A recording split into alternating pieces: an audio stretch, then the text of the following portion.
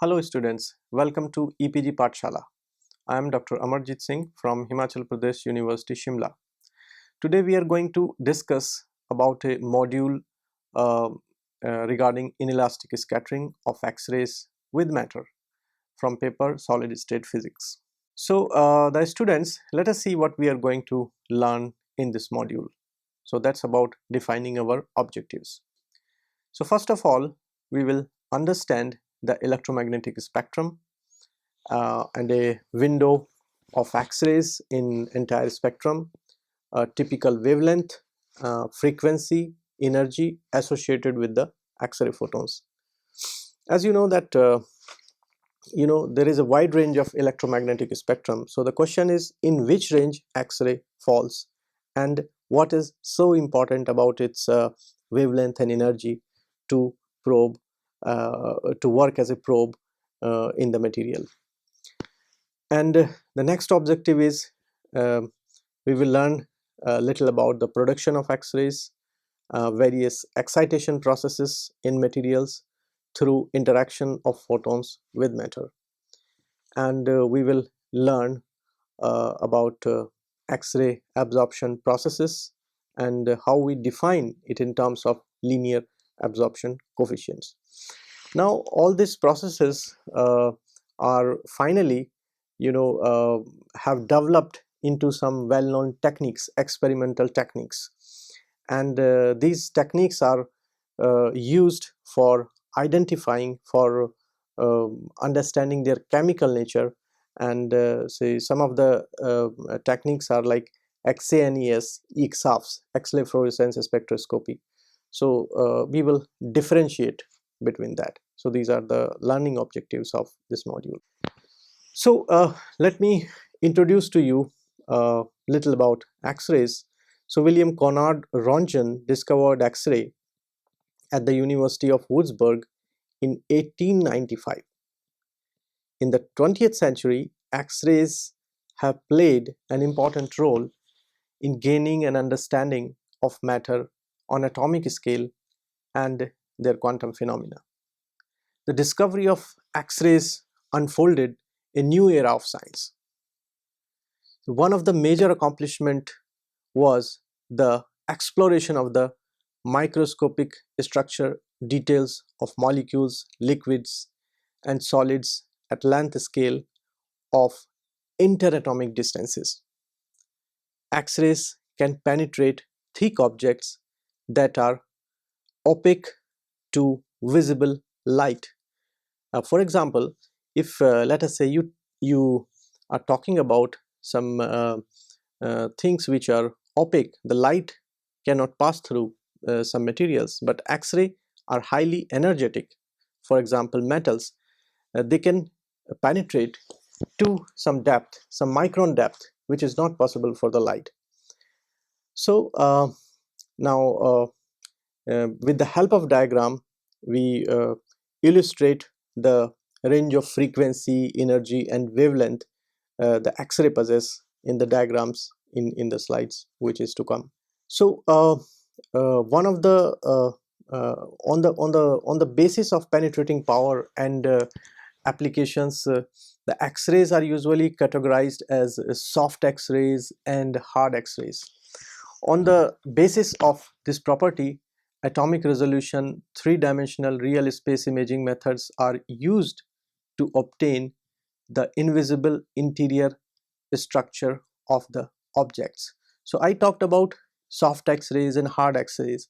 Basically, these two terms are used to these are used to represent the energies of the X-rays. When wavelength of X-rays is of the order of 1 angstrom, so that has it's a 9 keV energy. So that's hard X-rays.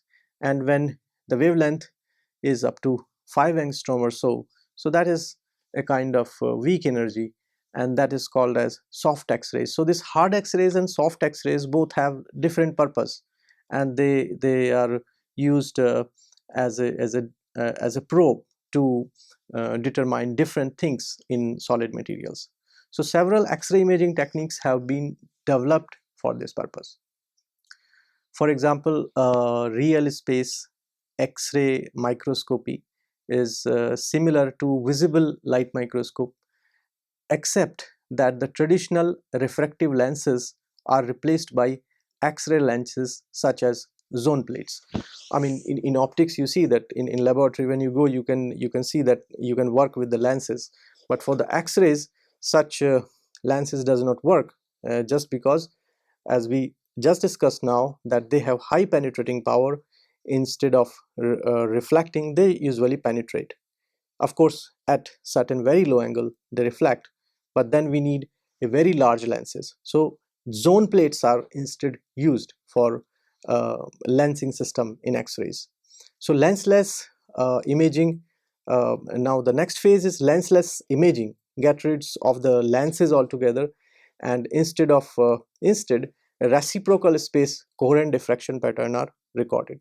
So we record the pattern in reciprocal space, and then they are subsequently inverted using computational algorithm to obtain a real space image. So idea is that you obtain the picture in a reciprocal space, and then you Fourier transform to get the information in real space. So that's called lensless imaging. You are not using lenses in this. So these kind of techniques are nowadays available, and they are being used at the synchrotron radiation techniques.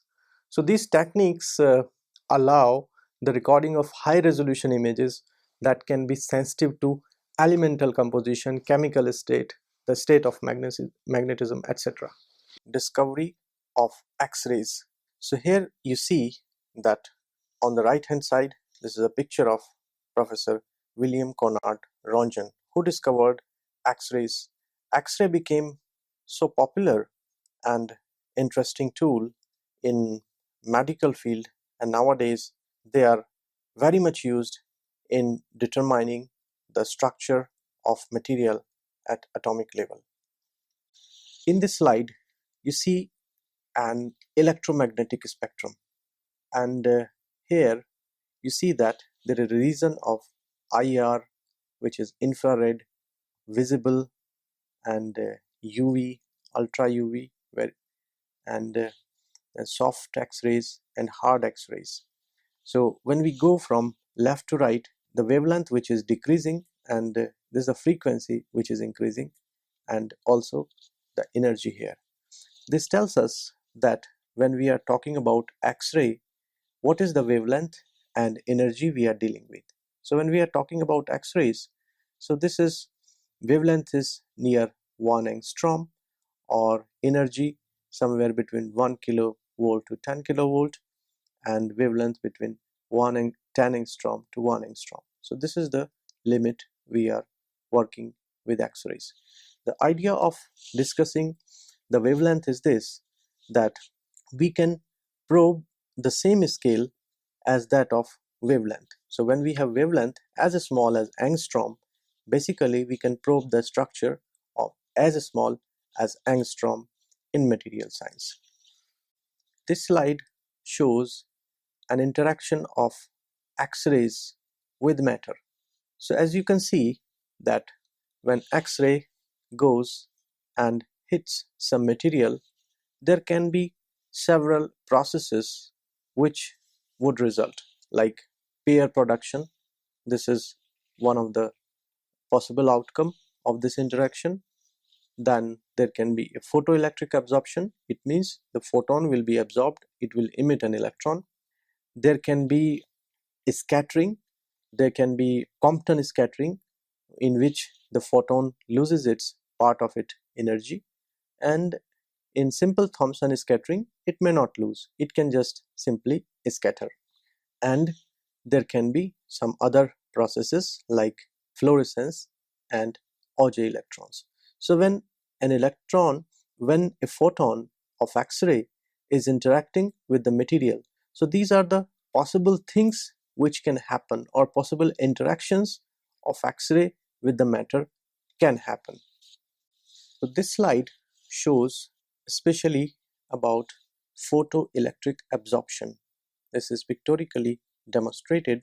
In atoms, we know that there are K, L, M shells, and there is a continuum. Continuum here means that as you go above in the energy difference between the cells becomes smaller and smaller, so they becomes almost continuous band of energy. So this shows that the energy of the photon is so much that it removes an electron from the K shell and put it into the continuum. It means outside the atom. Now it is no more bonded to atom, it's a free electron basically.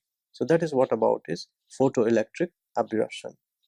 So in this slide, we have shown what is fluorescent X-ray emission. As you have seen in the earlier process in the case of photoelectric absorption, that one atom was removed from the K shell as it is visible in the left hand side of diagram. Then what happens is this atom is unstable because first the lower energy shell should be filled and then it goes to higher energy levels. So definitely when lower energy level is empty, the electron from some above energy level will jump to the lower level, so that the atoms which was excited now becomes de-excited. So in this process, when atoms become de-excited and obtains its ground state, then another a photon of the energy, which is the difference between L and K shell, will be ejected. Now you can see that in this process there can be transfer of electrons from L shell, and from higher. So depending on that, there will be an energy of this fluorescent radiation, and you can understand that the energy of this fluorescent radiation has to be smaller than the incident X-ray source, because incident X-ray source is comes and it take out the highly strongly bound electron from the K shell, and another electron which is jumping to fill up this is basically also a bound electron in higher orbit. So naturally it does not possess as high energy as that of photon, which removes an electron from the K shell. So this slide illustrates Auger electron emission. So now as we have seen in the last process in the case of photoelectric emission, that an electron was emitted from K shell, and now when the atom is de-excited to one of the electron from the higher level, say L, will come to K, and then as a result of this de-excitation, instead of emission of a photon, just like as it was in case of fluorescence, rather an electron is emitted.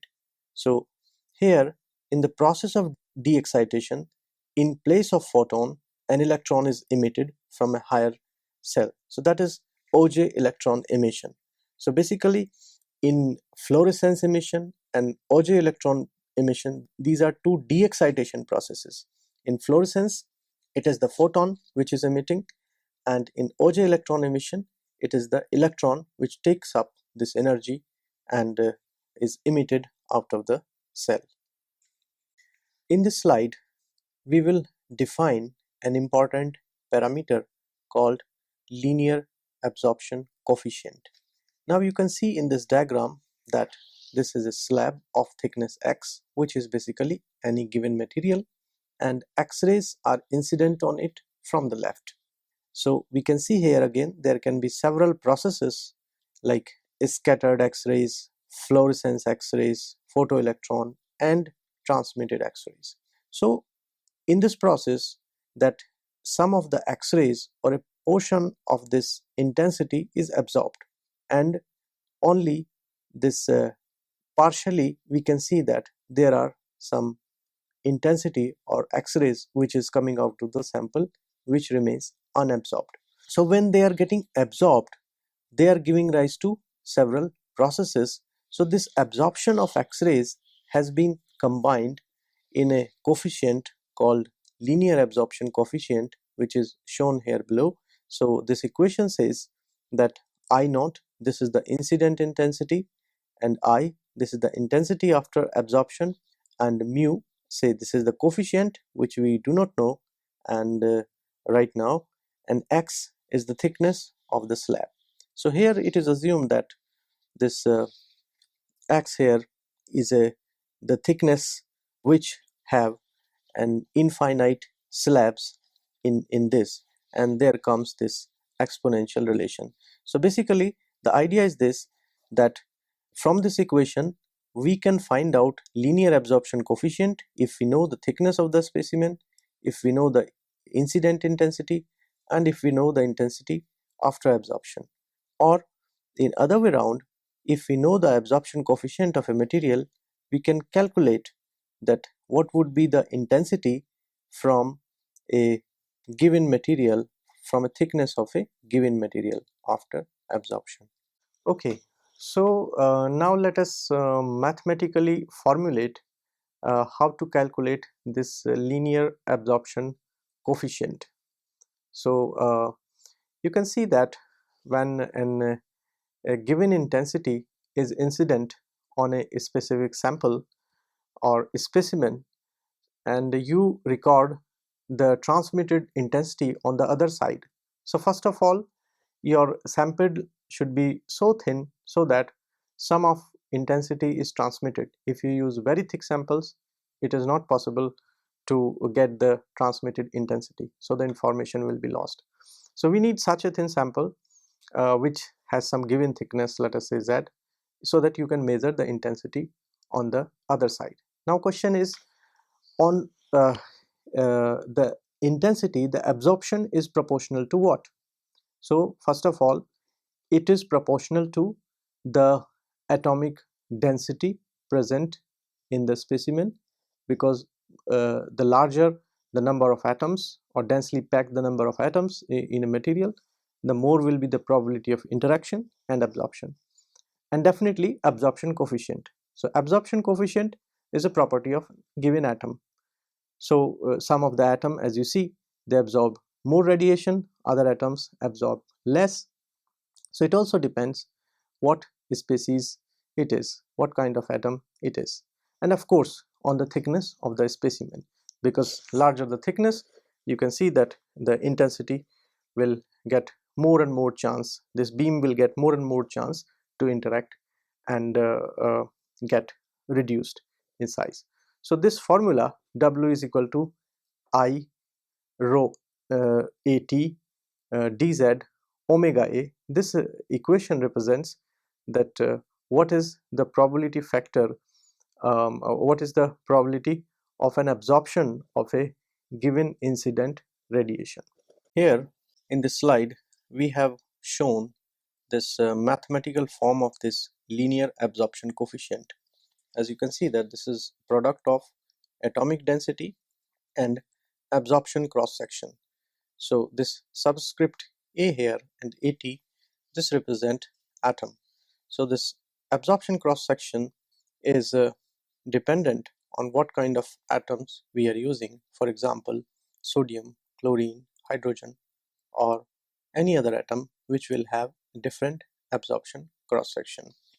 So this is further uh, extended, this formula, into the real density, Avogadro number, molar mass, to relate this linear absorption coefficient.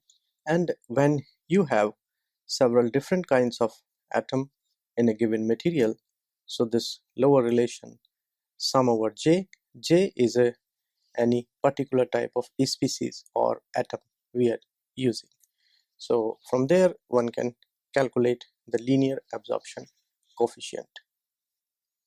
In this slide, this diagram shows that how absorption cross section sigma, this depends on the energy of the incident radiation. When you have an X-rays, so if you change the energy, as you can see from left to right, this absorption cross section is linear and it drops, and then you see the sudden edge, it rise.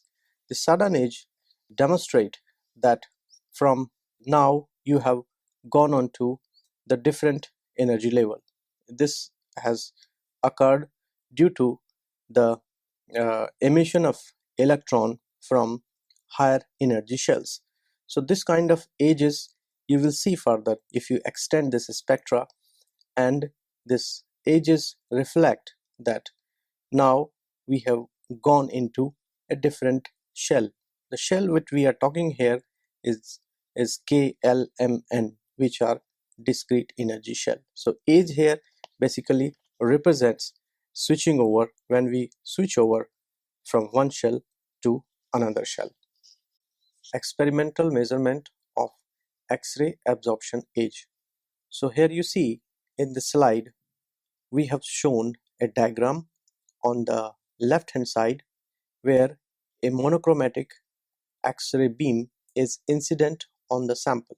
So monochromatic means it has a single wavelength, it's a given wavelength, and we measure the intensity of this one using an ionization chamber.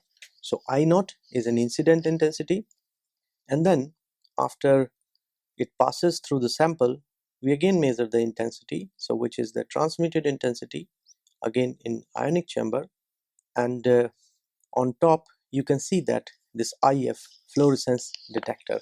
So this is a detector which determines the energy of the emitted radiation. So how to measure the absorption age, or we can say the different fluorescent, the energy of the different fluorescent waves emitted from the sample. Here our monochromatic beam is working, is a source of excitation. It excites the sample, then there comes a fluorescence radiation with a wavelengths, with a different wavelengths of a smaller energy. And this diagram on the right hand side shows how this transition takes place. Now you can see that there is a K shell, which is the ground shell, the lower cell in this diagram, and then L, and L is, you can see that, further divided into some three subcells, L1, L2, L3, and M is again divided into 5, and so on. And you can see that the transition from higher energy to lower energy takes place with some certain selection rules.